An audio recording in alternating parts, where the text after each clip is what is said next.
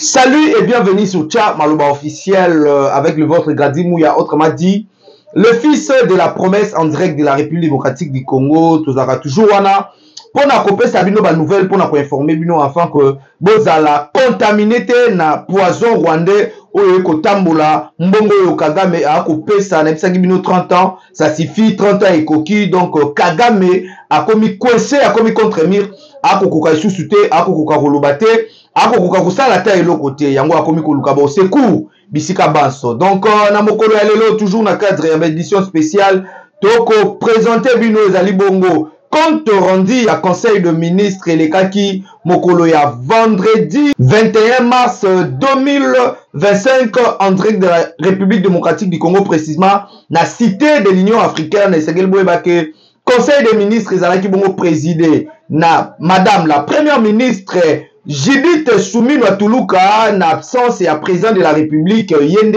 a kumbelaki masolo boyebi ke président de la République azali bongo na Namibie et pa wapi akei ko assister na cérémonie ya prestation de serment ya président Sika ya mwasi au Namibie ebi na kozwa président de la République na biso azali bongo ko assister na cérémonie wana. Donc yi azali bongo moto oyo a ko prôner makambo etali égalité ya sexe. Donc boyebi ke batata ya Union africaine ba pesa ye masolo wana. Donc esengelaki na ye azala wana yango son excellence madame la première ministre Judith Suminwa ayebaki kokumbela masolo ya conseil des ministres ya vendredi 21 mars 2025. Alors tokotiki la bino sko bolanda wazali bongo porte-parole ya gouvernement, ministre ya communication et médias Patrick Mouya ya Katembo ndenge ya peseli compte rendu à conseil des ministres. Et n'oubliez pas de vous abonner massivement sur votre chaîne Tcha Maloba officiel et commenter, partager et que ça la malam. Alors moi je vous dis déjà,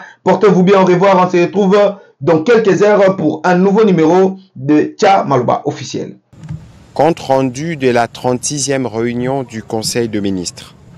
Sur instruction du président de la République, chef de l'État, en déplacement à Windhoek, la première ministre chef du gouvernement a présidé ce vendredi 21 mars 2025 la 36e réunion ordinaire du Conseil de ministres. 4 points étaient inscrits à l'ordre du jour, à savoir 1. Communication du président de la République. 2. Points d'information. 3. Approbation d'un relevé des décisions de Conseil de ministres. 4. Examen et adoption de textes. La communication du président de la République lue par la première ministre chef du gouvernement a porté sur un seul point, à savoir 1. Du respect de la suspension des exportations et des mesures réglementaires d'encadrement de la commercialisation du cobalt et d'assainissement de sa chaîne d'approvisionnement. Le président de la République a rappelé que le 22 février 2025, après une évaluation approfondie du marché du cobalt, dont notre pays est l'un des principaux producteurs, l'autorité des régulations et des contrôles de marché des substances minérales stratégiques ARECOMS a annoncé une série de mesures visant à rétablir l'ordre et à garantir une gestion optimale de cette ressource stratégique. Parmi ces mesures figurent la suspension temporaire des exportations de cobalt en provenance de la République démocratique du Congo, une décision essentielle pour mettre un terme à la commercialisation anarchique et préserver les intérêts économiques nationaux. Cette mesure figure parmi tant d'autres déjà évoquées lors de la 35e réunion ordinaire du Conseil de ministres du 14 mars 2025, traduisent la volonté du gouvernement de restaurer l'intégrité et la souveraineté de notre secteur minier. Le président de la République a noté avec satisfaction une amélioration notable des cours du cobalt qui, depuis l'application de la suspension, ont enregistré une hausse de plus de 50%, passant de 21 150 à 33 300 $ américains. Ces niveaux le plus élevés depuis mai 2023. valide l'approche adoptée par le gouvernement et permet d'envisager à court terme un rétablissement significatif des contributions en revenus de l'État issues de l'exploitation de cette ressource. Plus encore, a-t-il souligné, cette dynamique ouvre la voie à une transformation locale accrue, réduisant notre dépendance aux exportations brutes et favorisant la création d'une chaîne des valeurs à haute valeur ajoutée au sein de notre économie. Dans un souci de préservation des intérêts stratégiques de l'État, ainsi que pour renforcer l'attractivité économique du secteur, le président de la République a indiqué qu'il est opportun et nécessaire de maintenir la suspension des exportations conformément à la décision prise par la RECOMS. Cette mesure continuera à produire ses effets jusqu'à son échéance prévue, à l'issue de laquelle une évaluation approfondie sera menée pour déterminer soit sa prorogation, soit l'adoption de nouvelles stratégies visant à pérenniser l'équilibre du marché et à poser les bases d'une industrialisation locale durable. L'objectif ultime demeure la maîtrise complète de la chaîne de valeur du cobalt afin que notre pays cesse d'être un simple fournisseur de matières premières et devienne un acteur clé du raffinage et de la transformation des minerais stratégiques. Compte tenu de la sensibilité des marchés et de l'impératif d'une communication cohérente sur ces décisions, le président de la République a tenu à rappeler que la RECOMS demeure l'unique organe habilité à s'exprimer publiquement sur ces mesures après une analyse rigoureuse de l'évolution du marché et de ses impacts. En conséquence, il a invité la RECOMS et l'ensemble des services concernés, sous la supervision du ministre de Mines, à prendre toutes les dispositions nécessaires pour garantir l'application stricte de la suspension des exportations et des mesures réglementaires destinées à encadrer la commercialisation du cobalt. Il est impératif de poursuivre l'assainissement de la chaîne d'approvisionnement en éradiquant les pratiques illicites et en instaurant une gouvernance plus rigoureuse garantissant ainsi la transparence et la traçabilité des flux commerciaux. Un rapport mensuel détaillé du ministre de Mines et de la RECOMS est attendu sur l'évolution de la situation et les mesures de mise en œuvre. Abordant sa propre communication, la première ministre chef du gouvernement est revenue sur la rencontre du président de la République à Doha autour de l'émir du Qatar avec le président rwandais, une initiative qui vient renforcer les processus de Luanda et de Nairobi, ainsi que toutes les initiatives en cours et qui participent aux efforts déployés pour une application totale de la résolution 2773 du Conseil de sécurité des Nations Unies. La participation du président de la République à la tripartite de Doha est une nouvelle preuve de sa disponibilité et de son ouverture à travailler pour mettre fin à une crise qui perdure depuis plus de 30 ans. La première ministre a ensuite, au nom du gouvernement, réitéré son soutien total et sans faille aux orientations et initiatives du commandant suprême de forces armées de la République démocratique du Congo dans la reconquête du moindre périmètre du territoire national et de notre souveraineté. Sur un autre volet, elle a fait le point de sa visite dans la province du Kwilu du 16 au 17 mars 2025 dans le cadre de la campagne d'éveil patriotique congolais Téléma. Outre ses adresses publiques à nos compatriotes à Bandundu-Ville et à Kikwit sur les enjeux de l'heure, elle a tenu une série de réunions avec les différents responsables ainsi que les représentants de la société civile pour s'enquérir de l'évolution de certains travaux d'intérêt public, notamment la construction de l'hôpital régional militaire de Kikwit et des bâtiments de l'état-major de la 11e région militaire. Une assistance a été remise aux populations déplacées de Kwamut, dans la province voisine du Mai-Ndombe, à la suite de l'insécurité provoquée par le mouvement Mobondo.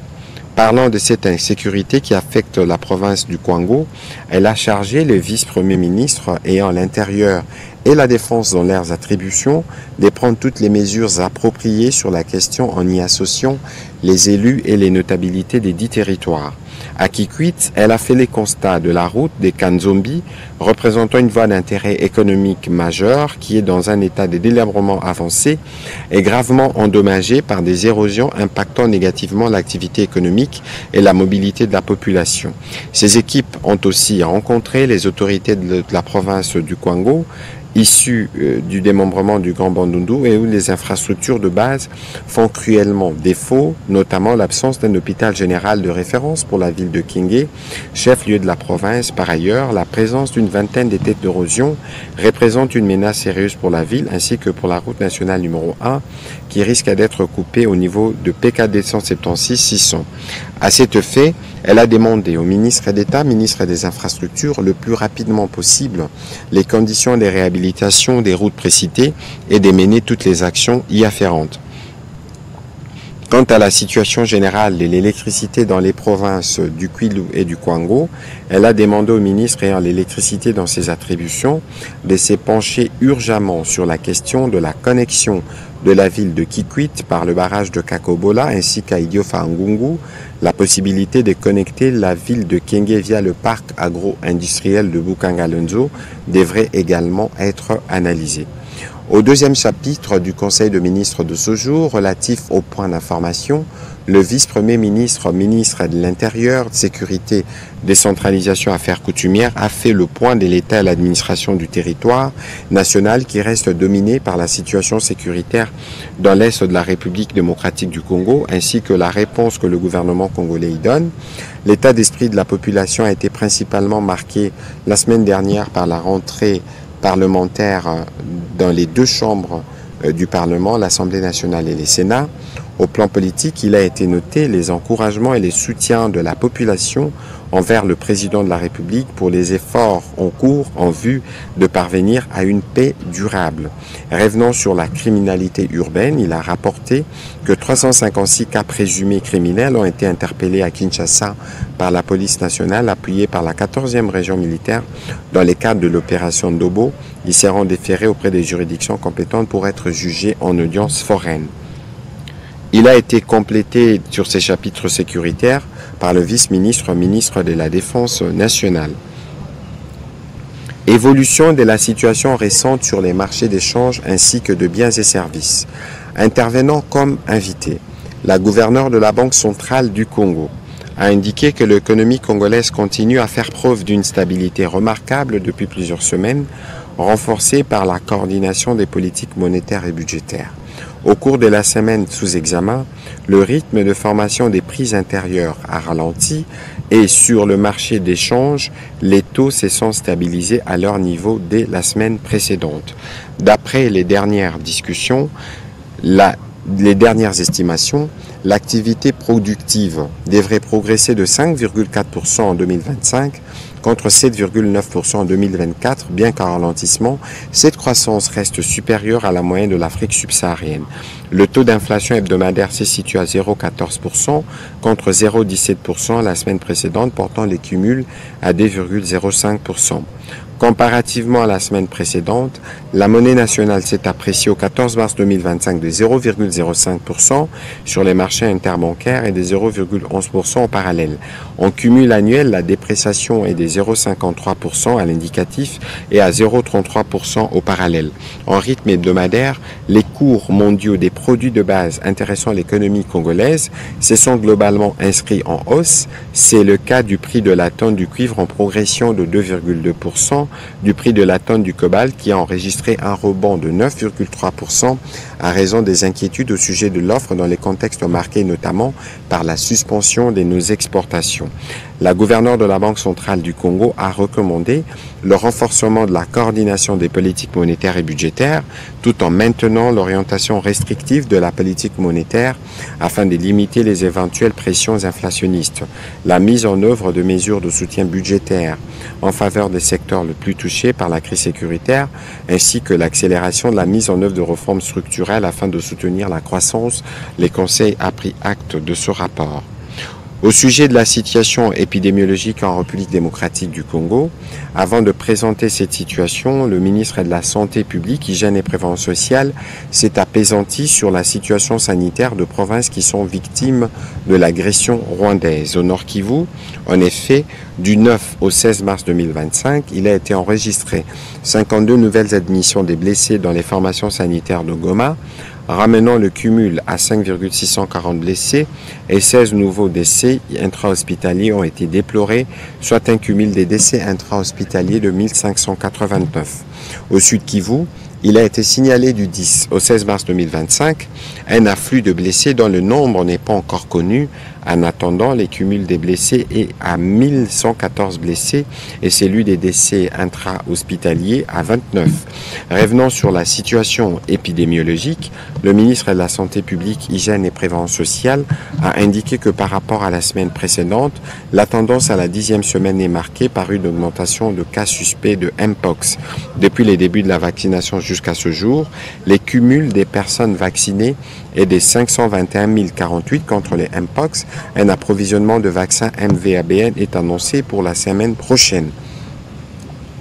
Sur le registre des cas de maladies fébriles, avec suspicion d'une intoxication d'origine non encore déterminée dans les territoires de Bassonkousou, il a été ainsi enregistré du 10 au 16 mars 2025 un total de 37 nouveaux cas et un décès ramenant le cumul à 2957 cas notifiés avec 58 décès, soit une létalité de 1,96%. Quant à la situation liée au choléra, il a été noté que la tendance à la 10e semaine est marquée par une diminution de nouveaux cas, passant de 1440 à 1031 cas suspects, avec une létalité de 1,8%. Pour toutes ces épidémies, les dispositifs de riposte du gouvernement sont bien opérationnels. État d'avancement de la construction des rocades à Kinshasa.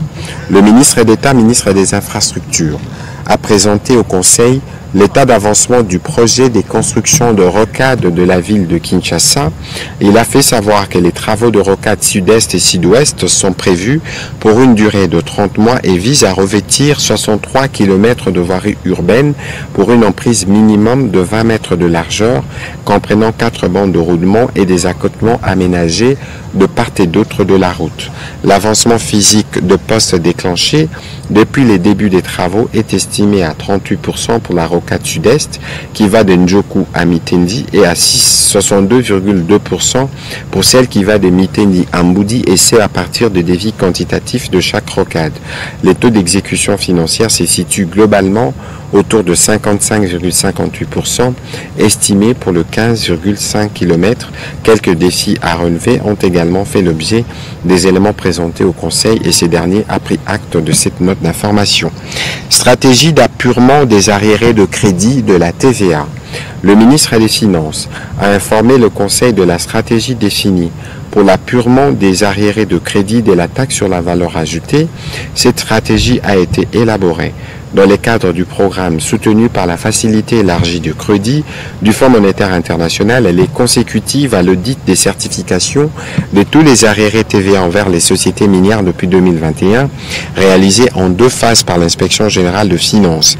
En vue d'assurer sa mise en œuvre harmonieuse, il a précisé que la dite stratégie se fonde sur le comportement saisonnier infra-annuel des recettes fiscales et non fiscales et s'adosse sur un mécanisme de recouvrement de la dette fiscale.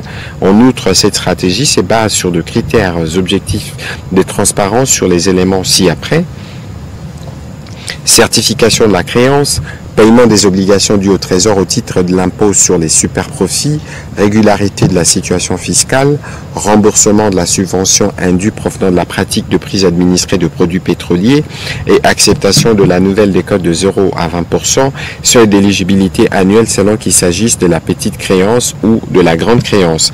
La présente stratégie permettra de renforcer la stabilité du cadre macroéconomique à travers une amélioration de l'offre des devises. Aussi, le remboursement des arriérés de crédit de la TVA constitue-t-il un signal fort aux partenaires tant privés qu'étrangers en termes du climat des affaires et contribuera à rassurer davantage les investisseurs particuliers, particulièrement ceux du secteur minier. L'objectif poursuivi est aussi de remédier au dysfonctionnement du mécanisme de remboursement de crédit TVA, tout en permettant au gouvernement de recouvrer une bonne partie de la dette fiscale due par les sociétés minières. Le Conseil a pris acte de ce rapport. Note d'information relevant du secteur de l'enseignement supérieur et universitaire. La ministre de l'Enseignement supérieur a fait la restitution des recommandations issues du colloque organisé par son ministère sur la sauvegarde de la souveraineté et de l'intégrité territoriale de la RDC. Durant 3 jours, des éminents professeurs scientifiques et chercheurs du sous-secteur de l'enseignement supérieur et universitaire ont abordé différentes thématiques liées aux 6 axes identifiés identifiés, à savoir défense et sécurité, diplomatie et stratégie, gouvernance et renforcement de l'autorité de l'État, santé et environnement, jeunesse et développement, ainsi que engagement communautaire. Ces actes de réflexion ont permis d'explorer des perspectives diverses relatives à la conscientisation de la population et de formuler les recommandations concrètes.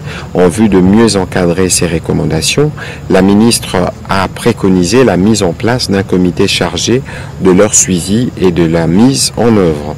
Les conseils a pris acte de ces notes d'information. Notes d'information relevant du secteur de la recherche scientifique. Prenant la parole, le ministre de la Recherche scientifique et innovation technologique a présenté au Conseil 66 prototypes d'invention et d'innovation issus du génie scientifique congolais.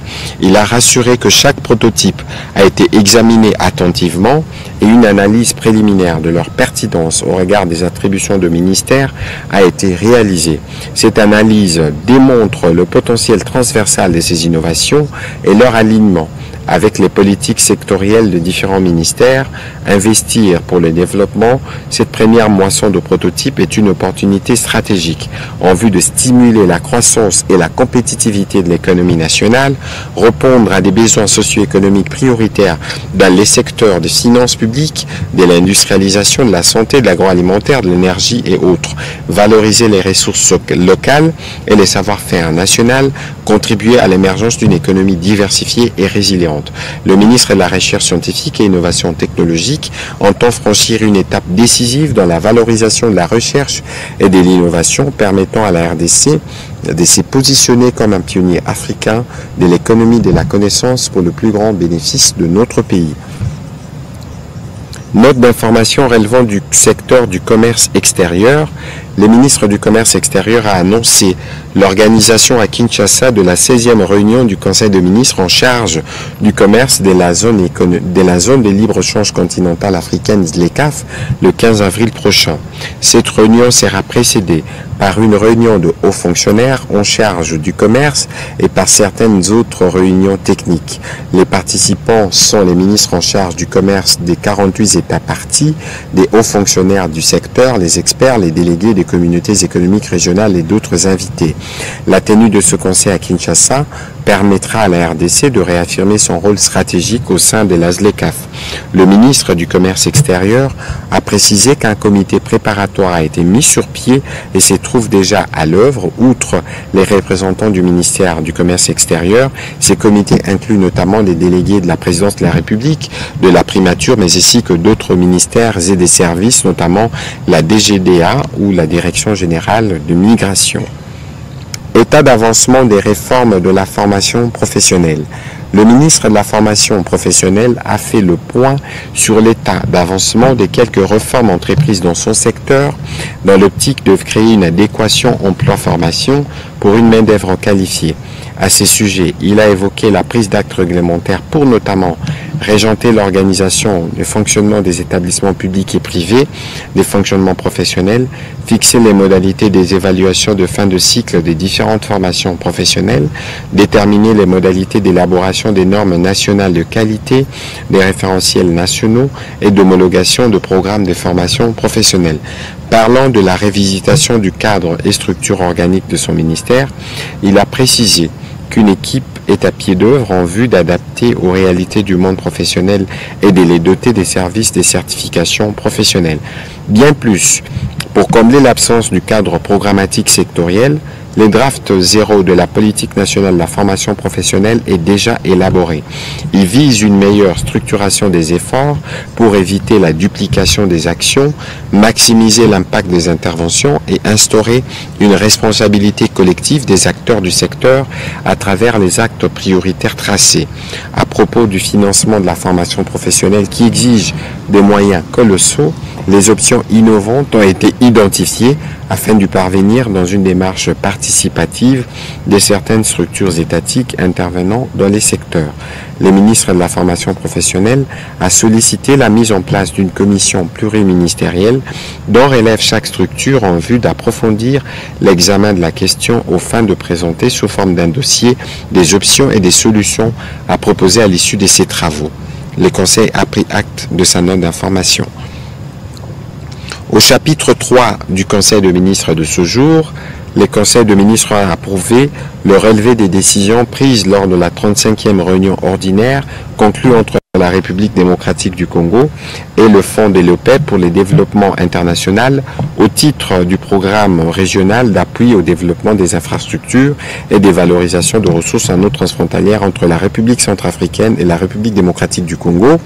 Projet de loi portant ratification de l'ordonnance loi numéro 25/033 du 12 mars 2025, autorisant la ratification de la convention de prêt syndiqué entre la République démocratique du Congo et les banques commerciales en République démocratique du Congo pour paiement des MAG.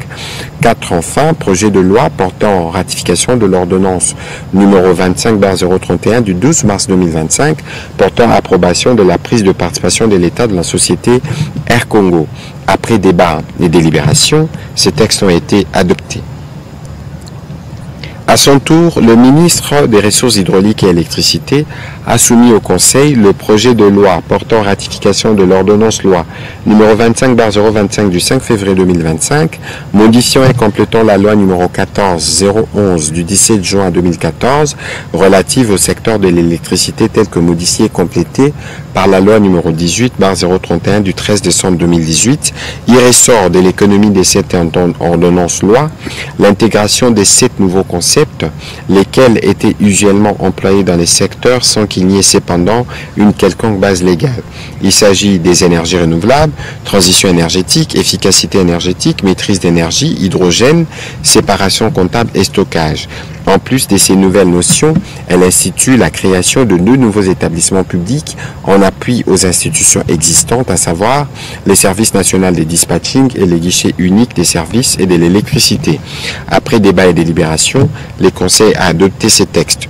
Projet de décret relevant du secteur des hydrocarbures, le ministre des hydrocarbures a soumis au Conseil le projet de décret portant modification du décret numéro 16/010 du 19 avril 2016 portant règlement de l'hydrocarbure.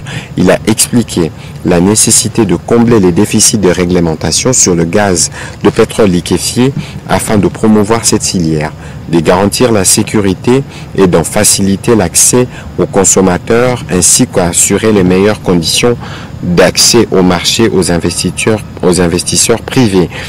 Ce qui est en phase avec le plan directeur pour le développement de cette filière élaboré par les experts de son ministère avec l'appui du PNUD et les financements de l'initiative RED+. Après débat et délibération, ce texte a été adopté. Projet de loi relevant du secteur de la formation professionnelle. Le ministre de la formation professionnelle a soumis au Conseil le projet de loi de ratification de l'ordonnance loi numéro 25/026 du 10 février 2025 autorisant la ratification par notre pays de la Convention sur l'enseignement technique et professionnel signée à Paris le 10 novembre 1989.